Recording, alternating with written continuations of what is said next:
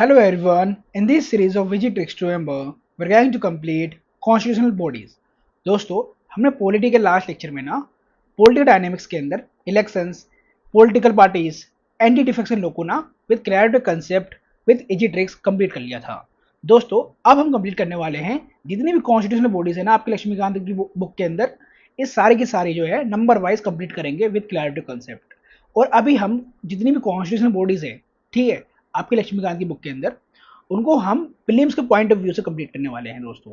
ठीक है, आपका प्रीलिम्स का एग्जाम जो है अब एक महीने रह गया आपका, ठीक है, 25 मई को आपका एग्जाम है। तो मैं चाहता हूँ कि भैया प्रीलिम्स के लिए रेडी हो जाओ। ठीक है, पॉलिटी से आपका एक भी क्वेश्चन ऐसा ना हो जो इस सीरीज से बाहर आए। ठीक है, तो इसी सीरीज से ना आपको सारे क्वेश्चन मिलने वाले हैं पॉलिटी के अंदर। स्टेटिक की तो मेरी गारंटी की स्टेटिक का एक क्वेश्चन जो है ना इसी सीरीज से आने वाला है, और सब कुछ मैं याद भी करवा रहा हूँ आपको, समझा भी रहा हूँ। और प्लस दोस्तों ये रैपिड रिवीजन मोड में है। ठीक है, रैपिड रिवीजन मोड मतलब आप बहुत जल्दी फास्ट तरीके से रिवाइज कर पा रहे हो सब चीज़। ठीक है, जितनी भी कंसेप्ट है सब रिवाइज कर पा रहे हो और कुछ भी नहीं छोड़ रहे एग्जाम के लिए आप। ठीक है, आप अपने आप से रिवाइज करोगे ना तो आपको टाइम लगेगा लक्ष्मीकांत की बुक को रिवाइज करने में, बहुत ही बल्कि बुक है। ठीक है, और बहुत ज़्यादा बोरिंग हो जाता है ऐसे टाइम पे, तो जब एग्जाम आता है ना तो बहुत ज़्यादा बोरिंग हो जाता है पढ़ना। ठीक है, एक एनजाइटी सी आती है पढ़ने में क्योंकि प्रेशर होता है इस समय एग्जाम के टाइम पे। तो दोस्तों ऐसे में आप ना इन वीडियोस का इस्तेमाल करो, यूज़ करो, और अपनी लक्ष्मीकांत की बुक को ना अपने साथ में रखकर ना इसे रिवाइज करना। सब कुछ रिवाइज हो जाएगा आपका। ठीक है, चैप्टर वाइज, और मैं सब कंप्लीट करवा रहा हूँ दोस्तों। ठीक है, अभी आप देखोगे कि हमारी लक्ष्मीकांत की जो प्ले लिस्ट है ना यूट्यूब पर जो अवेलेबल है, उसके अंदर मैंने चैप्टर वाइज सारे लक्ष्मीकांत की बुक के चैप्टर्स कंप्लीट करवाए हैं। और अब हमारा रह के गया है, देखो इस वीडियो के अंदर आपका कॉन्स्टिट्यूशनल बॉडीज, ठीक है, जितना हो पाएगा मैं कंप्लीट करूंगा। फिर नेक्स्ट वीडियो में जितनी भी कॉन्स्टिट्यूशनल बॉडीज रह जाएगी उन्हें कंप्लीट कर दूंगा। फिर हम करेंगे नॉन कॉन्स्टिट्यूशनल बॉडीज जिनको हम स्टेचुटरी बॉडीज भी कहते हैं। ठीक है, और उसके बाद हम करेंगे अदर कॉन्स्टिट्यूशनल बॉडीज को। ठीक है, इसके साथ हमारा जो पॉलिटी लक्ष्मीकांत की बुक है ना ये सारी कंप्लीट हो जाएगी। अच्छा, आप पूछोगे सर कॉन्स्टिट्यूशनल बॉडीज में आप इलेक्शन कमीशन ऑफ इंडिया करवाओगे? यस कराऊंगा। यूपीएससी करवाओगे? यस। एसपीएससी भी, फाइनेंस कमीशन भी, जीएसटी काउंसिल भी, एनसीएससी भी, एनसीएसटी भी और एनसीबीसी भी। Then special officer for linguistic minorities, फिर केज, ठीक है, सीएजी, फिर AGI attorney general of India and advocate general of India, और sorry advocate general of state. ठीक है, ये मैं कंप्लीट करवाऊंगा आपको इसी लेक्चर के अंदर। और मेरे हिसाब से लगता है दोस्तों कि ज़्यादा लॉन्ग वीडियोस ना हो जाए, मैं इसको 2 पार्ट में कर दूंगा दोस्तों। ठीक है, तो 2 पार्ट के अंदर आपकी जितनी भी कॉन्स्टिट्यूशनल बॉडीज है ये सब कंप्लीट हो जाएगी। ठीक है दोस्तों, और अभी देखो ये टाइम है कि आप बिल्कुल हार्ड तरीके से पढ़ाई करो। ठीक है, हार्ड तरीके मतलब लगे रहो पढ़ाई के अंदर, हटना नहीं है। ये एक महीने है ना, जमकर पढ़ाई करो। ठीक है, इतने एक महीने में जो पढ़ोगे ना आप, ये बहुत काम के आने वाला है आपको एग्जाम वाले दिन। ठीक है, ज़्यादा टेस्ट लगाने में बिलीव मत करना, पीवाईक्यूज लगाना। ठीक है, सीसेट की तैयारी करते चलना। और दोस्तों रिवीजन पे ज़्यादा फोकस करना है स्टेटिक के। ठीक है, चलो अब हम ना चैप्टर स्टार्ट करते हैं। ठीक है, और सबसे पहले हम इलेक्शन कमीशन ऑफ इंडिया को अपडेट करेंगे। देन हम करेंगे यूपीएससी। ठीक है, यूपीएससी भी आपकी कॉन्स्टिट्यूशनल बॉडीज है। फिर करेंगे हम एसपीएससी को, ठीक है, स्टेट पब्लिक सर्विस कमीशन को।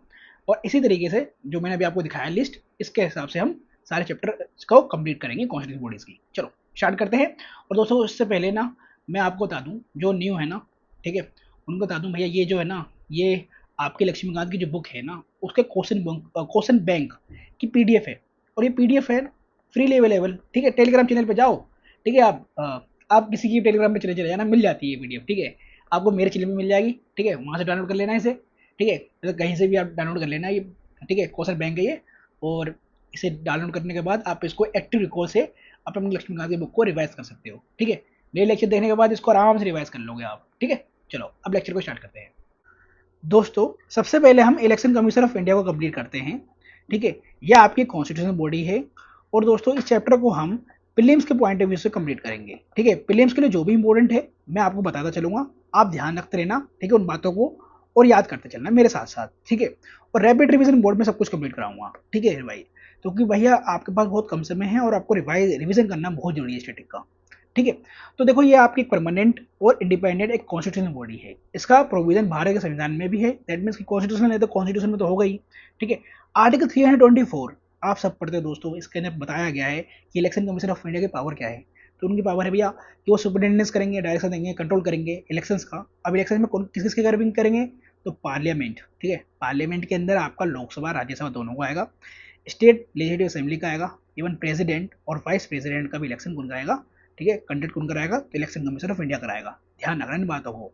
ठीक है, पावर विद ईसीआई देखो तो भैया ऑल इंडिया बॉडी है। ठीक है, in sense that it is a common to both centre as well as state government. All India body है तो भैया स्टेट और सेंटर दोनों के ही इलेक्शन ही कराएगी, ठीक है। अब इसके अंदर हम देखेंगे भैया कंपोजिशन, ठीक है। कंपोजिशन में हमें ये जरूर पढ़ना है कि भैया कि इसमें भैया एक चीफ इलेक्शन कमिश्नर होता है और 2 इलेक्शन कमिश्नर होते हैं, ठीक है। अब आर्टिकल 324 के प्रोविजन के हिसाब से ना अगर हम देखें तो जो chief election commissioner and other election commissioner जो होते हैं, ठीक है, ये कौन अपॉइंट करता है, तो ये प्रेसिडेंट करता है। इसको ध्यान रखना। तो अपॉइंटमेंट कौन करेगा, तो प्रेसिडेंट करेगा। और दोस्तों अपॉइंटमेंट इस तरीके से नहीं होता कि मतलब अपॉइंटमेंट प्रेसिडेंट ने कर दिया, खुद से कर दिया, अपना आप ही कर दिया, ऐसा कुछ नहीं होता, ठीक है। प्रेसिडेंट बस नाम का है, ठीक है, रबर स्टैम्प है यहाँ पर, ठीक है। तो इसके लिए इसको अपॉइंटमेंट करने के लिए ना हमारे पास एक कमेटी होती है, ठीक है। सबसे अगर आप देखो ना सिलेक्शन कमेटी के अंदर तो प्राइम मिनिस्टर होते हैं, ठीक है, प्राइम मिनिस्टर ऑफ इंडिया। फिर लोकसभा के अंदर जो लीडर अपोजिशन होते हैं, ठीक है, जैसे कि इस टाइम राहुल गांधी है तो वो हो जाएंगे, मोदी जी हो जाएंगे। पहले सीजीआई होते थे, अब सीजीआई हटके अब कैबिनेट मिनिस्टर होगा। अब जो प्राइम मिनिस्टर बोल देगा कि भैया ये कैबिनेट मिनिस्टर जो है इनका अपॉइंटमेंट करेंगे या फिर सिलेक्शन कमेटी के अंदर रहेंगे, ठीक है। जिसको भी वो चूज करे वो हो सकता है, ठीक है, लेकिन कैबिनेट मिनिस्टर होना चाहिए वो। तो ये सिलेक्शन कमेटी होगी, वो डिसाइड करेगा भैया चीफ इलेक्शन कमिश्नर और अदर इलेक्शन कमिश्नर जो 2 बनेंगे वो कौन बनेगा। देन इनके रिकमेंडेशन के हिसाब से प्रेसिडेंट जो है इनको अपॉइंट करेंगे, ठीक है दोस्तों।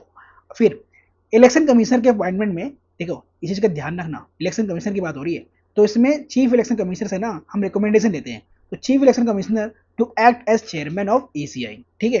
तो इनका ये चेयरमैन होगा, मतलब 2 हमारे इलेक्शन कमिश्नर हो गए और एक हमारा चीफ इलेक्शन कमिश्नर हो गया, ठीक है। तो ये 3 मेंबर की बॉडी बन गई, 3 मेंबर्स बॉडी बन गई। तो इसके अंदर जो चेयरमैन होगा वो कौन होगा, तो चीफ इलेक्शन कमिश्नर होगा। ये बेसिक चीजें हैं, ठीक है। देन अगर ये चीज देखो दोस्तों कि भैया इसके अंदर हम रीजनल कमिश्नर अपॉइंट कर सकते हैं, तो यस कर सकते हैं। अगर जरूरत पड़े तो रीजनल कमिश्नर्स भी अपॉइंट कर सकते हैं, वही प्रेसिडेंट करेंगे, ठीक है। कंडीशन ऑफ सर्विस और टेन्योर ऑफ सर्विस क्या होगा, ठीक है, इलेक्शन कमिश्नर्स का, ठीक है, या रीजनल कमिश्नर्स का, तो ये प्रेसिडेंट डिटरमाइन करेगा। इसी चीज का ध्यान रखना, ये आपके प्रीलिम्स के लिए इंपॉर्टेंट है।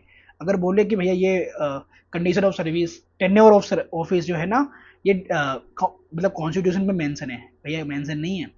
प्रेसिडेंट को हमने दे दिया है कि प्रेसिडेंट डिटरमाइन करेंगे, ठीक है। अब देखो दोस्तों अब हम आते हैं थोड़ी स्टोरी पे। अब हमें स्टोरी में घुसना है 1950 से लेकर 1989 तक, ठीक है। तो 1950 से लेकर 1989 तक ना इलेक्शन कमिश्नर ऑफ इंडिया एक सिंगल बॉडी मेंबर थी, ठीक है। मतलब इसके अंदर सिर्फ इलेक्शन कमिश्नर ऑफ इंडिया के अंदर सॉरी दोस्तों, इलेक्शन कमिश्नर ऑफ इंडिया के अंदर हमारे चीफ इलेक्शन कमिश्नर होते थे बस, ठीक है, मतलब एक इलेक्शन कमिश्नर होता था।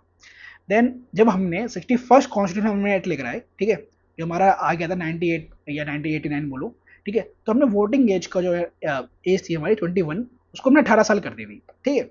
तो उसी टाइम पे हमने देखा कि भैया जैसे ही तुमने 18 साल कर दिया तो 18 साल करने से जो है number of peoples, number of voters जो है हमारे बढ़ गए, तो वर्कलोड बढ़ गया। Then president increase 2 more election commissioner of India, ठीक है, ये इलेक्शन कमिश्नर, ठीक है। तो जैसे काम बढ़ा, ठीक है, वर्कलोड बढ़ा, जैसे आपने आपने वोटिंग एज कम करी तो भैया वर्कलोड तो बढ़ेगा, तो वर्कलोड बढ़ेगा तो मेंबर्स ने अपॉइंट करा 2 और इलेक्शन कमिश्नर को। तो 1989 के अंदर 2 इलेक्शन कमिश्नर और अपॉइंट करेंगे, तो वो मल्टी मेंबर बॉडी बन गई, सिंगल बॉडी मेंबर से मल्टी मेंबर बॉडी बन गई हमारी 1989 में। देन दोस्तों अगली साल क्या होता है कि 1990 ऐसे आता है, ये 2 पोस्ट जो थे इलेक्शन कमिश्नर के इन्हें खत्म कर दिया जाता है। देन इसको फिर वापस लाया जाता है 1993 में, इसी को ध्यान रखना, फिर वापस लाया गया 1993 में 2 इलेक्शन कमीशन की जो पोस्ट है उसको दोबारा से क्या कर दिया गया, वापस लाया गया, ठीक है, रिकॉन्स्टिट्यूट किया गया। देन फिर आप देखोगे दोस्तों कि 1993 से इलेक्शन कमीशन ऑफ इंडिया जो है हमारी वो मल्टी मेंबर बॉडी के तौर पर फंक्शन कर रहा है, ठीक है दोस्तों। अब थोड़ा आप जो है ना प्रीलिम्स के पॉइंट ऑफ व्यू से ये भी ध्यान रखना है आपको कि टेन्योर क्या है, टर्म ऑफ टेन्योर क्या रहेगा। तो 6 साल की सर्विस देंगे, कौन देगा, चीफ इलेक्शन कमिश्नर की बात हो रही है यहाँ पर, और 65 ईयर्स एज तक दे सकते हैं, ठीक है। मतलब इन दोनों में से पहले इनका जो भी आ जाए इनका ये क्या होगा, रिटायरमेंट रेट हो जाएगी। मतलब अगर उनकी 6th ईयर में अपनी सर्विस दे रहे हैं तो उनका 6ठा साल वो रिटायरमेंट एज वाला साल कहलाएगा। या तो 65 के हो जाए, ठीक है, तो वो भी रिटायरमेंट एज कहलाएगा। इनमें से दोनों में से कोई सा पहले हो जाए उनकी टर्म जो है टेन्योर जो है खत्म हो जाएगी, ठीक है। तो इस तरह समझा करो जिनको समझ में नहीं आता हो, ठीक है। अब एक चीज़ और दोस्तों, देखो चीफ इलेक्शन कमिश्नर हमने था ही हमारे पास, फिर 2 इलेक्शन कमिश्नर हमने और बना दिए। तो ऐसे में 2 इलेक्शन कमिश्नर जो बनाए हमने और, ठीक है, अपॉइंट करे, क्या उनके पावर अलग अलग होंगे, नहीं दोस्तों, पावर उनके इक्वल होंगे, इसका ध्यान रखना, पावर इक्वल है, ठीक है। अगर डिफरेंस आएगा इनके ओपिनियन में कि ठीक है भाई क्या करना चाहिए क्या नहीं करना चाहिए, तो ऐसे में मेजोरिटी रूल होगा। ठीक है, थ्री मेंबर बॉडी है तो 3 में से 2 वोटिंग आनी चाहिए। ठीक है, तो सैलरी अलाउंस कौन डिसाइड करेगा या फिर किसके अकॉर्डिंग पे होगा, तो जैसे सुप्रीम कोर्ट के हमारे जज होते हैं ना, उनके जैसे ही इनके सैलरी अलाउंस होंगे, किनके, इलेक्शन कमिश्नर्स के। ठीक है, चीफ इलेक्शन कमिश्नर का। ठीक है, अब थोड़ा इंडिपेंडेंस के देखें भैया कि भैया इंडिपेंडेंस में क्या दे रखी है, क्या पावर है इनके पास, क्या है, क्या ऑटोनॉमी है इनके पास। तो आर्टिकल 324 के अनुसार, ठीक है, according to the article 324, removal of chief election commissioner is similar to SC जज। ठीक है, तो ये सिमिलर है भैया, जैसे हम एससी जज को रिमूव करते हैं ना, उनको सेम हमें इलेक्शन कमिश्नर ऑफ इंडिया को भी जो है जैसे chief election commissioner of India को भी हमें रिमूव करना पड़ेगा। ठीक है, तो भाई कंडीशन क्या थे उस टाइम, अगर मैंने आपने जो सुप्रीम कोर्ट वाले जो मेरी वीडियो देखी होगी, मैंने उसके अंदर बताया था भैया हमने कंडीशन दे रखा है कि अगर इनकैपेसिटी होगी या मिसबिहेवियर होगा तब हम इनको रिमूव कर सकते हैं। ठीक है, एससी जज को। तो इस हिसाब से जो है हमारे चीफ इलेक्शन कमिश्नर भी क्या होंगे, रिमूव होंगे। देन चीफ इलेक्शन कमिश्नर का सर्विस कंडीशन जो है अपॉइंटमेंट के बाद उसके डिसएडवांटेज के हिसाब से वेरी नहीं होगा, इस चीज का ध्यान रखना। ये इंडिपेंडेंसी है इनके पास। ठीक है, मतलब इनकी सैलरी कभी घटेगी नहीं। ठीक है, डिसएडवांटेज कभी नहीं होगा इनकी सैलरी के अंदर, कोई अलाउंस कमी नहीं होगी। ठीक है, ताकि फुल्ली ऑटोनॉमी के हिसाब से काम कर सके अपना। ठीक है, इन पर कोई दबाव ना हो कि भैया मेरी सैलरी काट लेंगे ये लोग, है ना। अपने आप से फुल ऑटोनोमस बॉडी हो और अपने फैसले खुद से लें। ठीक है, तो अदर इलेक्शन कमिश्नर जो होंगे या फिर रीजनल कमिश्नर का जो रिमूवल होगा वो किसके अकॉर्डिंग होगा, तो ये भैया इसका रिमूवल ध्यान रखना दोस्तों, चीफ इलेक्शन कमिश्नर के रिकमेंडेशन पर होगा। इसी का ध्यान रखना, बहुत ज़्यादा इंपॉर्टेंट है ये। ठीक है, तो चीफ इलेक्शन कमिश्नर के कहने पर बाकी कमिश्नर हटाए जा सकते हैं, ये ध्यान रखना। ठीक है, तो चीफ इलेक्शन कमिश्नर के चेयरमैन का टर्म सिक्योर्ड है बट मेंबर्स का नहीं है, ये इंपॉर्टेंट है आपका। ठीक है, प्रीलिम्स के लिए इंपॉर्टेंट है। अगर आप देखो दोस्तों तो 3 मेजर फ्लॉज भी मिलेंगे, प्रॉब्लम्स मिलेंगी इलेक्शन कमीशन ऑफ इंडिया के अंदर। वो क्या है, ये आपके प्रीलिम्स के लिए इंपॉर्टेंट है। ठीक है, दैट मीन्स कि आपसे बोल दे कि भैया क्वालिफिकेशन मेंशन है कॉन्स्टिट्यूशन में इनको अपॉइंटमेंट करने का, भैया no qualification is prescribed by the constitution. ठीक है, मतलब क्या क्वालिफिकेशन होगी एक इलेक्शन कमिश्नर ऑफ इंडिया के पास, ये बताया है ही नहीं गया है। ठीक है, तो no qualification prescribed by the constitution. Election commissioner के मेंबर का टर्म कॉन्स्टिट्यूशन में स्पेसिफाइड ही नहीं है। ठीक है, इलेक्शन कमिश्नर के, चीफ इलेक्शन कमिश्नर का तो हैगा, इलेक्शन कमिश्नर का नहीं है। कॉन्स्टिट्यूशन ने इलेक्शन कमिश्नर को रीअपॉइंट करने से डी बार नहीं किया है, इस चीज़ का ध्यान रखना, ये भी इंपॉर्टेंट है। ठीक है, कि भैया रीअपॉइंट हो सकते हैं क्योंकि डी बार किया ही नहीं है। ठीक है, डी बार किया होता तब रीअपॉइंट नहीं होता ना। ठीक है, डी बार करा होता तब। ठीक है, अब आगे बढ़ते हैं दोस्त। तो दोस्तों अब थोड़ा ना हम पावर फंक्शन और देखते हैं। ठीक है, इलेक्शन कमीशन ऑफ इंडिया के। देखो दोस्तों, सिर्फ इनका फ्री एंड फेयर इलेक्शन कराना ही थोड़ी ना होता है, और फ्री फेयर इलेक्शन कराने के लिए ना इनको बहुत सारे स्टेप्स और भी काम करने होते हैं, और भी फील्ड में काम करने होते हैं इलेक्शन कमीशन ऑफ इंडिया को। ठीक है, तभी जाके फ्री एंड फेयर इलेक्शन हो सकता है। ठीक है, तो उसके लिए देखो उनके पास थोड़े और पावर्स हैं। क्या है इलेक्शन कमीशन ऑफ इंडिया के पास, देखो मैंने आपको डीलिमिटेशन एक्ट के बारे में बताया था कि डीलिमिटेशन कमीशन बनती है दोस्तों, पर आपको टेरिटोरियल कॉन्स्टिट्यूंसी बढ़ानी है ना टेरिटोरियल एरिया के अंदर, तो उसके लिए मैं आपको ये सब पढ़ा चुका हूँ दोस्तों पहले आपको इलेक्शन वाले वीडियो के अंदर। ठीक है, अगर आपने वीडियो नहीं देखी होगी ना तो देख लेना दोस्तों, उसके अंदर मैंने ये भी बताया था कि भैया जो ये हम डिलिमिटेशन कमीशन बनाते हैं, उसके अंदर जो चेयरमैन होता है, मेंबर होता है, उसके अंदर हमारा इलेक्शन कमिश्नर भी होते हैं उसके अंदर हमारे। ठीक है, मेंबर्स, या फिर चीफ इलेक्शन कमिश्नर भी होते हैं उसके अंदर हमारे मेंबर्स। ठीक है, तो उस वाली वीडियो देख लेना, मैंने उसके अंदर समझाया है। देन सेकंड दोस्तों, मैंने बताया था आपको कि भैया कंडक्ट कराना है इलेक्शन, तो कंडक्ट कराने के लिए इलेक्टोरल रोल तो बनाना पड़ेगा ना। और ये आपको मैंने वही इलेक्शन वाली वीडियो के अंदर पढ़ाया है। ठीक है, तो ये डबल डबल रिपीट हो रहा है आपका। तो इलेक्टोरल रोल बनाना, ठीक है, प्रिपेयर करना है, इलेक्टोरल रोल में वोटर्स का रजिस्टर, ये सब काम होता ही है। ठीक है, इलेक्शन का डेट नोटिफाई करना, ये भी आपको मैं लास्ट वाली वीडियो के अंदर पढ़ा चुका हूँ। रिकॉग्निशन ऑफ पॉलिटिकल पार्टीज, और ये भी मैं आपको पढ़ा चुका हूँ दोस्तों। और ये आपके RPA 1951 के एक्ट के अकॉर्डिंग जो है रिकॉग्निशन देता है इलेक्शन कमीशन ऑफ इंडिया। ठीक है, पॉलिटिकल पार्टीज को। ठीक है, और इसके अंदर आर्टिकल 20 जो उनका जो सेक्शन 29A है उसके अंदर। ठीक है, अच्छा, अलॉटिंग इलेक्शन सिंबल्स भी ये देता है। तो ये बात वही लास्ट लेक्चर वाली बात ही सारी रिपीट हो रही है। तो मैं आपको ये चीज़ें जो है ना बस बताता हूँ कि आप पढ़ लेना, और लास्ट वाली वीडियो के अंदर मैंने ये चीज़ें आपको पढ़ाई है दोस्तों। ठीक है, डबल डबल रिपीट हो रही है बस बार बार। तो मैं यही बहुत बोलूँगा, आप लास्ट वाली वीडियो देख लेना दोस्तों, मैं इसके अंदर मैंने सबको समझाया आपको। जो नहीं समझाया मैं इसके अंदर बता देता हूँ आपको। जैसे MP का डिस्क्वालिफिकेशन केसेस में प्रेसिडेंट को एडवाइस कर सकता है। ठीक है, कौन, भैया वही इलेक्शन कमीशन ऑफ इंडिया हमारा। ठीक है, इन दोनों केसेस में ध्यान रखना, MLA MP के डिस्क्वालिफिकेशन में। ठीक है, गवर्नर्स को एडवाइस, और इन दोनों केसेस में एमपी एमएलए डिस्क्वालिफिकेशन के लिए हाई कोर्ट के ओरिजिनल जुडिक्शन में जा सकते हैं। ये सीधे ध्यान रखना, ओरिजिनल जुडिक्शन में आ सकता है। ठीक है, ये तो मैं आपको पढ़ा चुका हूँ आपको सुप्रीम कोर्ट हाई कोर्ट वाले चैप्टर में। ठीक है, request president governor for staff for election conduction, बिल्कुल बात सही है। भैया प्रेसिडेंट को गवर्नर को रिक्वेस्ट कर सकते हैं कि भैया हमें और स्टाफ की जरूरत है, हाँ यहाँ पर हमारे स्टाफ कम हो रहे हैं, हमें इलेक्शन कराना है यहाँ पर।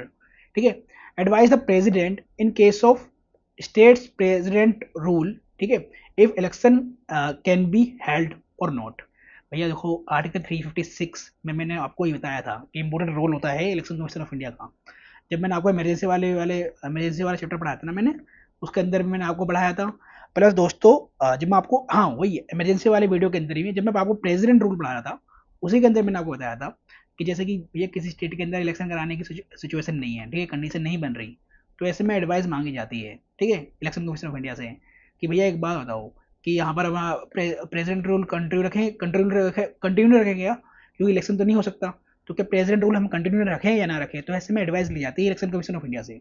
तो ध्यान रखना दोस्तों, अगर इस तरीके से समझोगे ना और पढ़ोगे तो चीज़ें याद रहती हैं, और मतलब बार बार पढ़ने से चीज़ें याद नहीं होंगी, रट्टे लगाने से याद नहीं होती चीज़ें, आप समझ के पढ़ोगे तो याद रहेंगी, क्योंकि समझी हुई चीज़ें ना आपको लॉन्ग, मतलब आपकी लॉन्ग मेमोरी बन जाती है वो। ठीक है, चलो, हाँ देखो क्वासी जुडिशियल भी है, ध्यान रखना इलेक्शन कमीशन ऑफ इंडिया हमारी क्वासी जुडिशियल भी है। ठीक है, यूजुअली पॉलिटिकल पार्टीज के डिस्प्यूट्स को लेकर, ठीक है, सिंबल ऑल एंड ऑल, देखो पीवाई के अंदर क्वेश्चन नहीं बना हुआ है।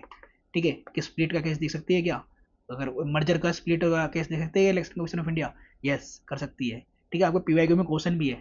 ठीक है, क्वासी जुडिशियल बॉडी है हमारी क्या, election commission of India, as as a as a court to settle disputes relating political parties, as a court to settle symbol and dispute। ठीक है, तो ऐसे इस तरीके से ये इलेक्शन कमीशन ऑफ इंडिया काम भी करता है हमारा। अच्छा, इसके अंदर और भी चीज़ें देख लो आप, देखो ईसीआई को हेल्प करने के लिए डिप्टी इलेक्शन कमिश्नर जो है बनाए जा सकते हैं। ठीक है, उसमें कौन होगा, तो ये सिविल सर्विसेज ऑफिसर ही होते हैं appointed by the election commission of India, और ये मैं आपको लास्ट इलेक्शन वाली वीडियो के अंदर बढ़ा चुका हूँ दोस्तों। ठीक है, अब हम देखते हैं कि और क्या इंपॉर्टेंट है। अब देखो ये सब जो है ना आपके मेंस के लिए इंपॉर्टेंट है, बाकी सब चीज़ें ठीक है, प्रीलिम्स के लिए जो भी इंपॉर्टेंट था आपका इलेक्शन कमीशन ऑफ इंडिया के अंदर मैं आपको पढ़ा चुका हूँ, समझा चुका हूँ। दोस्तों you know that UPSC is a central recruiting agency in India, and it is created by the constitution, and it is also independent constitutional body. If you see the articles 315 to article 323, it deals with the UPSC especially, and it is mentioned in the part 14 of the Indian constitution. If you see the composition, there is a chairman and some members appointed by the president. दोस्तों जो भी मैंने ये बात बताई है ना आपको अभी, ये सब आपको याद रखनी है। ठीक है, आर्टिकल्स से लेके आपको पार्ट पे ध्यान रखना है, किस part of the Indian constitution में यूपीएससी से रिलेटेड आपको आर्टिकल्स मिलेंगे। ठीक है, अगर आप कंपोजिशन देखो दोस्तों, तो यहाँ आपको चेयरमैन और सब मेंबर्स मिलेंगे जो अपॉइंट करते हैं प्रेसिडेंट साहब। ठीक है, अब इसकी स्ट्रेंथ देखोगे दोस्तों, तो कॉन्स्टिट्यूशन ने बोला है ना दोस्तों कि यह प्रेसिडेंट की डिस्क्रिप्शन की पावर है। ठीक है, मतलब प्रेसिडेंट की डिस्क्रिप्शन पावर है कि वो डिसाइड कर सकते हैं कितनी स्ट्रेंथ होनी चाहिए यूपीएससी के अंदर। ठीक है, अब यूपीएससी एक कॉन्स्टिट्यूशनल बॉडी है दोस्तों, तो यह आपकी जो ए ग्रेड की सर्विस होती है, बी ग्रेड की सर्विस होती है, उनके एग्जाम कंडक्ट कराती है। ठीक है, कॉन्स्टिट्यूशन हमने इसलिए बनाया है ताकि ये इंडिपेंडेंट हो और अपने खुद के फंक्शन ऑटोनोमसली फंक्शन कर सके। ठीक है, किसी के अंडर में ना हो। ठीक है, तो यूजुअली प्रैक्टिस है कि दोस्तों आपको 9 to 11 मेंबर्स मिलेंगे। ठीक है, इंक्लूडिंग द चेयरमैन। ठीक है, आपको यूपीएससी के अंदर, और कंडीशन ऑफ सर्विस क्या होगी ये प्रेसिडेंट विल डिटरमाइन करेंगे। ठीक है, अब जितने पॉइंट्स यहाँ लिखे हुए हैं दोस्तों, ये आपको सब याद रखने पड़ेंगे आपको अपने एग्जाम के लिए।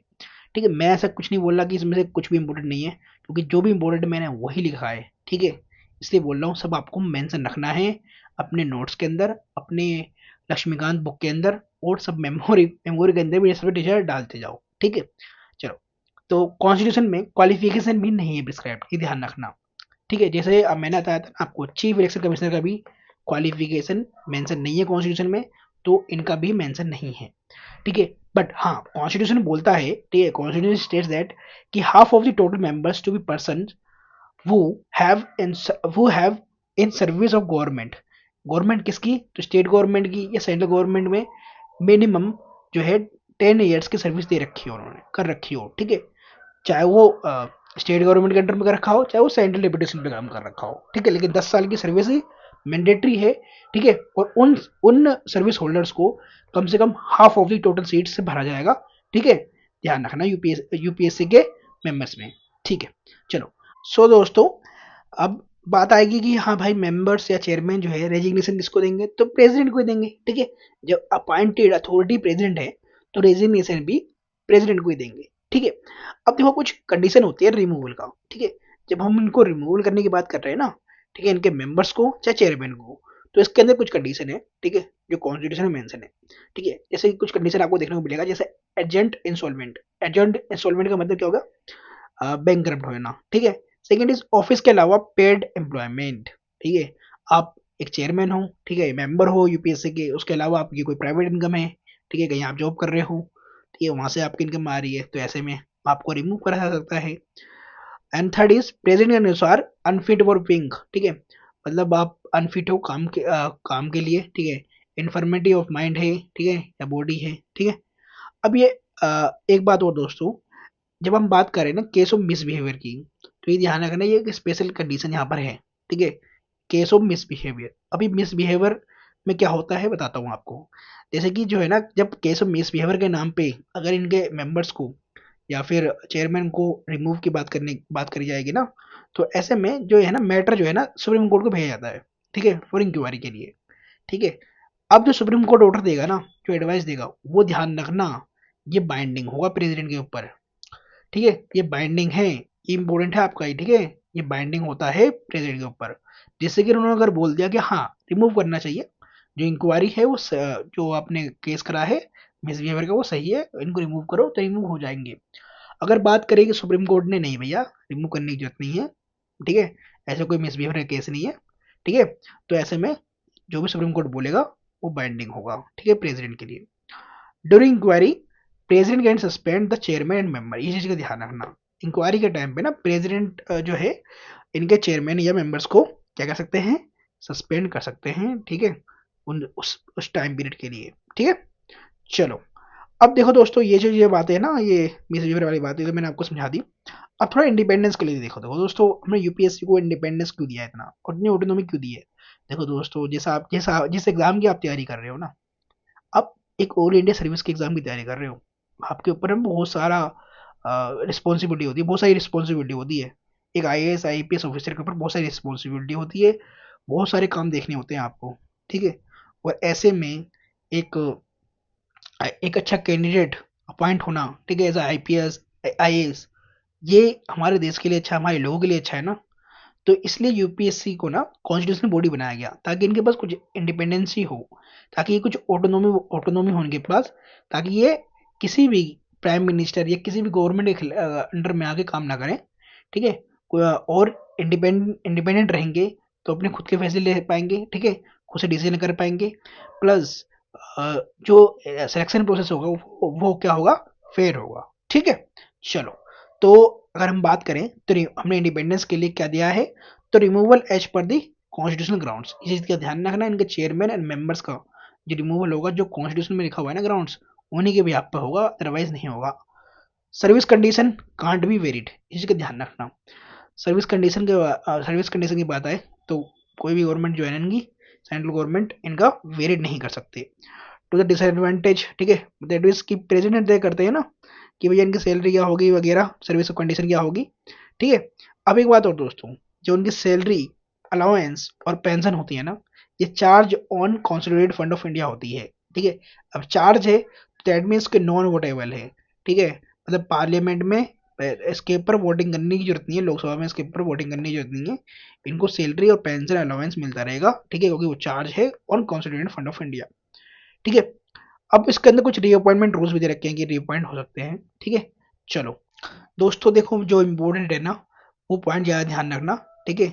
आपका प्रीलिम्स का एग्जाम है, और मैं चाहता हूँ जो आपके एग्जाम के लिए ज़्यादा इम्पोर्टेंट है ना, अभी आप उन पे ध्यान रखो, ठीक है, उन चीज़ों को याद रखो, ठीक है। तो अगर आप देखो ना, तो यूपीएससी को ना, यूपीएससी से कंसल्ट करती है कौन, गवर्नमेंट करती है, कब करती है, जैसे कि अगर गवर्नमेंट को ना सिविल सर्विसेज या सिविल पोस्ट में रिक्रूटमेंट का मेथड बताना है कि भाई मेथड क्या रहना चाहिए, तो ऐसे में जो गवर्नमेंट है ना, वो कंसल्ट करती है यूपीएससी को। Principle for the appointment of civil services या civil post and in transfer and promotion में भी, ठीक है, जब ट्रांसफर और प्रमोशन की बात करी जाती है, ठीक है, सिविल सर्वेंट की, ठीक है, या सिविल पोस्ट की, तो ऐसे में भी यूपीएससी को कंसल्ट करा जाता है। इस चीज का ध्यान रखना। प्रमोशन एंड ट्रांसफर के केस में department document and UPSC notified, इसका ध्यान रखना। मतलब डिपार्टमेंट जो है, जिस भी डिपार्टमेंट में है, वो रिकमेंड करेंगे कि भैया इनका प्रमोशन होना चाहिए, इनका ट्रांसफर होना चाहिए, तो यूपीएससी को ना उसको रेटिफाई करना होता है ऐसे में। इसको ध्यान रखना दोस्तों। गवर्नमेंट ऑफ इंडिया के गए सिविल कैपेसिटी के में पर्सन के अगेंस्ट डिसिप्लिनरी एक्शन, ठीक है, तो अगर डिसिप्लिनरी एक्शन ले रहे हैं, ठीक है, किसी सिविल सर्वेंट के खिलाफ, तो ऐसे में यूपीएससी को कंसल्ट किया जाता है, ये ध्यान रखना। लेकिन हाँ, किन सर्विस में किया जाता है ये ध्यान रखना। यूपीएससी को कंसल्ट किया जाएगा अगर गवर्नमेंट ऑफ इंडिया के किसी भी सिविल सर्वेंट पर डिसिप्लिनरी एक्शन होगा तो, ठीक है, तो ऐसे में किस पे करा जा सकता है, तो ग्रुप ए और ग्रुप बी और ऑल इंडिया सर्विस के ओनली, ध्यान रखना।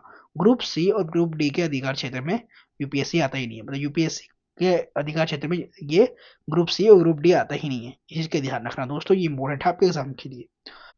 दोस्तों देखो, यूपीएससी से ना जो इम्पोर्टेंट है आपके एग्जाम के लिए, मैं वो बता देता हूँ, ठीक है।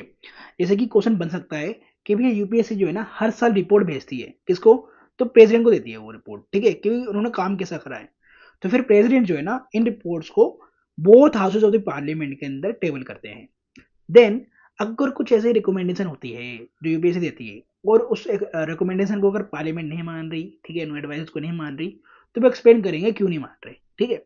अब ये ध्यान रखना, इन एडवाइसेस को ना अगर कोई एक्सेप्ट नहीं कर सकता, तो उसके जो एक्सेप्ट नहीं करेगा, जिसके पास ये अथॉरिटी है, तो वो अथॉरिटी पता है किनके पास होती है, ये कैबिनेट कमेटी, ठीक है, जो होती है कैबिनेट कमेटी के अंदर एक अपॉइंटमेंट कमेटी होती है, सिर्फ उन्हीं के पास अधिकार है, राइट है, कि वो ऐसी एडवाइस को एक्सेप्ट ना करें, ठीक है। अकेला मंत्रालय डिपार्टमेंट जो है ना रिजेक्ट नहीं कर सकता यूपीएससी की एडवाइस को, इस चीज को ध्यान रखना दोस्तों, ठीक है। और एक बात और दोस्तों, ठीक है, ये एसएससी के बारे में जान लो, अपॉइंटमेंट कमेटी ऑफ कैबिनेट के बारे में, ठीक है, तो एक नॉन कॉन्स्टिट्यूशनल बॉडी है, ठीक है। प्राइम मिनिस्टर के चेयरमैन होते हैं, और इनके अंदर मेंबर्स होंगे, आपको प्राइम मिनिस्टर, होम मिनिस्टर मिल जाएंगे। और अपॉइंटमेंट कमेटी ऑफ कैबिनेट जो है ना एक मोस्ट इंपॉर्टेंट कैबिनेट कमेटी है, ये भी ध्यान रखना, ठीक है। अब देखो दोस्तों, यूपीएससी के अंदर ना और क्वेश्चन कहाँ से बन सकता है, तो इनकी लिमिटेशन से बन सकता है। किन की लिमिटेशन क्या है, ठीक है। तो ये 5 मैटर्स में ना यूपीएससी का अधिकार कि ये बाहर है, क्या ये 5 मैटर कौन कौन से हैं, तो देखो ये certain matters are outside the UPSC final jurisdiction, जैसे कि बैकवर्ड क्लासेस के पोस्ट में रिजर्वेशन के बारे में यूपीएससी से कोई एडवाइस लिया ही नहीं जाता, ठीक है, कि बैकवर्ड क्लासेस के अंदर मतलब रिजर्वेशन होना चाहिए नहीं होना चाहिए पोस्ट के लिए, ठीक है, यूपीएससी से रिकमेंडेशन ये नहीं जाता। सर्विस पोस्ट में अपॉइंटमेंट में आर्टिकल 335 जो SC ST के क्लेम्स है ना उनको कंसीडर करना, तो ऐसे में भी यूपीएससी का रिकमेंडेशन नहीं लिया जाता। और कमीशन ट्राइब्यूनल्स के चेयर चुनना, ठीक है, हाईएस्ट डिप्लोमेटिक नेचर पोस्ट का चुनना, ऐसे में भी नहीं लिया जाता, ठीक है, कोई लिमिटेशन, मतलब इनका क्षेत्र से बाहर है ये सब, ठीक है। ग्रुप सी ग्रुप डी ये तो मैं बता ही चुका हूँ, ठीक है। Temporary appointment less than 1 year, ठीक है, तो इसमें भी यूपीएससी का कोई अधिकार क्षेत्र है ही नहीं, ठीक है। दोस्तों अब स्टेट पब्लिक सर्विस कमीशन पढ़ते हैं, ठीक है। अब मैं देखो कुछ बातें बताता हूँ आपको, जिससे आपको इसे याद करने में आसानी होगी, ठीक है, समझने में आसानी होगी। देखो कुछ सडन फैक्ट चेंज होंगे बस, ठीक है, बाकी सेम प्रोसीजर हम इसके अंदर अप्लाई करेंगे यूपीएससी का ही, ठीक है। तो जो यूपीएससी के अंदर पढ़ाया था ना वही सेम प्रोसीजर इसके अंदर भी हम अप्लाई करेंगे। जैसे कि अगर आप अपॉइंटमेंट देखो उनके चेयरमैन और मेंबर्स का, ये सर्विस कंडीशन देखो, तो यहाँ पर गवर्नर करते हैं, ठीक है, ना कि प्रेसिडेंट, ठीक है। तो स्टेट के लिए है तो गवर्नर करेंगे, ठीक है। जब हम बात करें थे ऑल इंडिया सर्विस के लिए तो वहाँ प्रेसिडेंट थे, ठीक है। टर्म एंड टेन्योर तो मैंने वहाँ बताया था 6 ईयर्स का होता है या फिर 62 ईयर्स के लिए, ठीक है। जब आप बात करोगे यूपीएससी के लिए तो यूपीएससी का जो होता है वो 65 होता है, ठीक है। लेकिन एसपीएससी के लिए ये 62 है। पहले ये 60 साल था, ठीक है। ये 41st कॉन्स्टिट्यूशन अमेंडमेंट लाकर, ठीक है, 1976 में इसको 62 साल कर दिया गया, ठीक है दोस्तों। अब रेजिग्नेशन किसको देंगे, तो भैया साफ बात है गवर्नर को देंगे, जब गवर्नर अपॉइंट कर रहे हैं, ठीक है। चलो अब बात करते हैं इनके रिमूवल के बाद, ठीक है।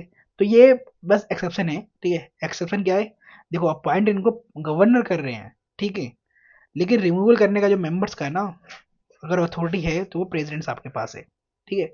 मतलब कि अपॉइंट तो भैया गवर्नर कर रहे हैं इनके मेंबर्स को, चेयरमैन को, लेकिन बात आएगी रिमूवल की तो रिमूवल कौन करेंगे, तो प्रेसिडेंट करेंगे। इस चीज का ध्यान रखना दोस्तों, ये एक एक्सेप्शन है और आपको एग्जाम के लिए ये इंपॉर्टेंट है, ठीक है। आपके मतलब ये ध्यान रखना है एग्जाम के लिए अपने, ठीक है। अगर आप बात करें इंडिपेंडेंस के लिए, तो इंडिपेंडेंस के लिए जो इनकी सैलरी अलाउंस, ठीक है, इनके चेयरमैन की जो होती है वो चार्ज होती है किसके ऊपर, कंसोलिडेटेड फंड ऑफ स्टेट के ऊपर, ना कि कंसोलिडेटेड फंड ऑफ इंडिया के ऊपर। ये चीज का ध्यान रखना। और बात करें जुडिक्शन की कि भाई जुडिक्शन बढ़ाने का पावर जो है वहां पर पार्लियामेंट के लिए था यूपीएससी में, यहाँ पर स्टेट लेजर के पास होगा। ठीक है दोस्तों। अच्छा, हम जब बात कर रहे थे कि भाई यूपीएससी जब रिपोर्ट्स देता है तो वो देता है प्रेसिडेंट को, लेकिन यहाँ पर यूपीएससी के हिसाब से ही यहाँ पर हम देंगे किसको, गवर्नर को देंगे। फिर गवर्नर स्टेट लेजर में इसको पेश करेगा, ठीक है, प्रेजेंट करेगा। ठीक है। अब लिमिटेशन बिल्कुल सेम यूपीएससी वाले ही है, ठीक है, सेम, ठीक है। बस जहाँ पर प्रेसिडेंट है वहां पर गवर्नर आ जाएगा। लेकिन हाँ दोस्तों, एक बात और, जेपीएससी, ये जेपीएससी क्या है, तो ये ज्वाइंट पब्लिक सर्विस कमीशन है। अब ये ज्वाइंट पब्लिक सर्विस कमीशन क्या होता है भाई, भैया ज्वाइंट है, ज्वाइंट मतलब ये दो स्टेट्स, दो से ज्यादा स्टेट्स मिलकर जो है ना रिकमेंड, मतलब पार्लियामेंट को बोलती है कि आप हमारे लिए ज्वाइंट पब्लिक सर्विस कमीशन बना दो। ठीक है। तो उसके अंदर क्या करेगा, ये दो स्टेट या दो से ज्यादा स्टेट्स के लिए ये एग्जामिनेशन को कंडक्ट करेगा। ठीक है, जेपीएससी। एक बात का ध्यान रखना दोस्तों, जेपीएससी तब जब भी बने, ठीक है, अगर बनेगी इन फ्यूचर, तो ये एक स्टेचुटरी बॉडी बनेगी। ठीक है, कॉन्स्टिट्यूशन बॉडी नहीं बनेगी, क्योंकि पार्लियामेंट बनाएगी ना इसको। ठीक है। पार्लियामेंट अगर कॉन्स्टिट्यूशन में चेंज लाएगी तब जाके वो कॉन्स्टिट्यूशन बॉडी बनेगा। पार्लियामेंट के एक्ट से आएगा तो वो स्टेचुटरी बॉडी कहलाएगी। इस चीज का ध्यान रखना दोस्तों। Constitution states that JPSC can be created by act of the parliament, तो एक्ट ऑफ पार्लियामेंट से बनेगा तो भैया स्टेचुटरी बॉडी होगी। ठीक है, स्टेट्स के रिक्वेस्टेड बनेगा। ठीक है। अब एक बात और, रिपोर्ट्स को दोनों जितने भी स्टेट्स है ना उनके गवर्नर के पास भेजा जाएगा। इस चीज का ध्यान रखना बस। भाई जितने भी स्टेट्स होंगे इसके अंदर जेपीएससी के अंदर, उनके गवर्नर को बस रिपोर्ट भेजा जाएगा जेपीएससी के द्वारा। ठीक है। अब हमारा एसपीएससी जेपीएससी कंप्लीट हो गया दोस्तों। ठीक है, बहुत ही कम समय में आपने सब कुछ रिवाइज कर लिया। अब हम रिवाइज करते हैं फिनांस कमीशन को। ठीक है, फिनांस कमीशन भी आपका जो है एक कॉन्स्टिट्यूशनल बॉडी है दोस्तों। उसका रीजन क्या है, आर्टिकल 280 में बोला गया है कि finance commission as a constitution and quasi judicial body होगी। और ये हर 5 साल में, ध्यान रखना, एक परमानेंट बॉडी नहीं है ये।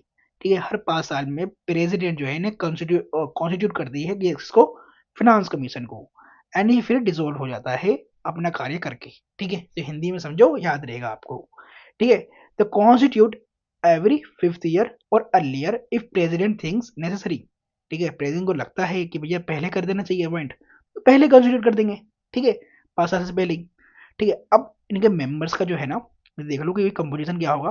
तो 5 लोग होते हैं इसके अंदर। ठीक है, तो 5 पीपल की बॉडी होती है इसके अंदर। ठीक है, 5 पर्सन होंगे इसके अंदर। एक होगा चेयरमैन, 4 अदर मेंबर होंगे।